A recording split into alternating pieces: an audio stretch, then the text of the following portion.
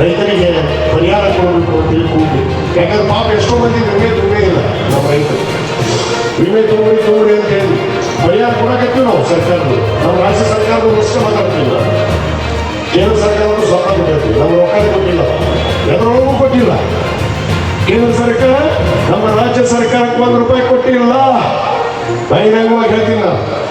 ಇವತ್ತು ರಾಜ್ಯ ಸರ್ಕಾರ ನಮ್ಮ ಮಾನ್ಯ ಮುಖ್ಯಮಂತ್ರಿಗಳು ರೈತರ ಮೇಲೆ ಇಟ್ಟುವಂತ ಒಂದು ಕರುಣೆ, ಕರುಕರ ಪ್ರೀತಿ ಇಂದ ಇವತ್ತು ಪ್ರತಿಯೊಬ್ಬ ರೈತನಿಗೂ ಕೂಡ ನ್ಯಾಯ ಸಿಗಬೇಕು. ಎಷ್ಟು ಬೆಳೆ ಹಾನಿ ಆಗೈತಿ ಆ ಬೆಳೆ ಪರಿಹಾರ ಕೊಡೋದಕ್ಕೆ ಸುಮಾರು ಪ್ರತಿ ಹೆಕ್ಟರ್ಗೆ ₹8,500 ಪ್ರತಿ ಹೆಕ್ಟರ್ಗೆ ರೈತರಿಗೆ ಕೊಡೋದಕ್ಕೆ ಇವತ್ತು ನಮ್ಮ ಸರ್ಕಾರ ನಿನ್ನೆ ನಾಳೆ ಕ್ಯಾಬಿನೆಟ್ನಲ್ಲಿ ನಿರ್ಧಾರ ಮಾಡಿದೆ.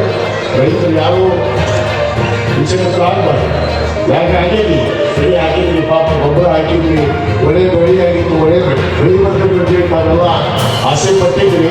ಆದ್ರೆ ಅನಿವಾರ್ಯ ಕಾರಣ ನಿಸರ್ಗಗಳು ಯಾರೋ ಬರೋಲ್ಲ.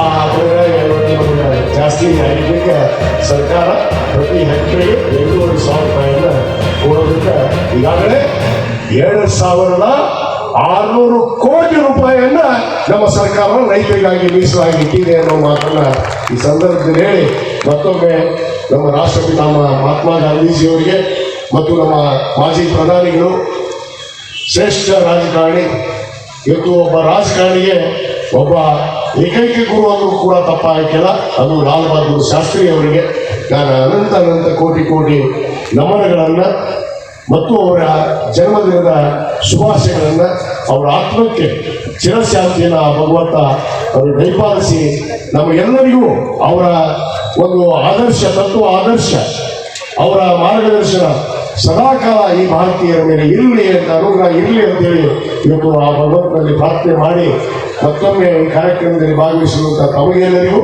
ಮತ್ತು ಆಯೋಜನೆ ಮಾಡಿರುವಂಥ ನಮ್ಮ ಎಲ್ಲ ಯುವಕರಿಗೆ ಎಲ್ಲರಿಗೂ ಕೂಡ ಮತ್ತೊಮ್ಮೆ ಈ ವೇದಿಕೆ ಪರವಾಗಿ SRK ಪ್ರತಿಷ್ಠಾನದ ಪರವಾಗಿ ಧನ್ಯವಾದಗಳನ್ನು ಅರ್ಪಿಸಿ ದಯವಿಟ್ಟು ತಾವೆಲ್ಲ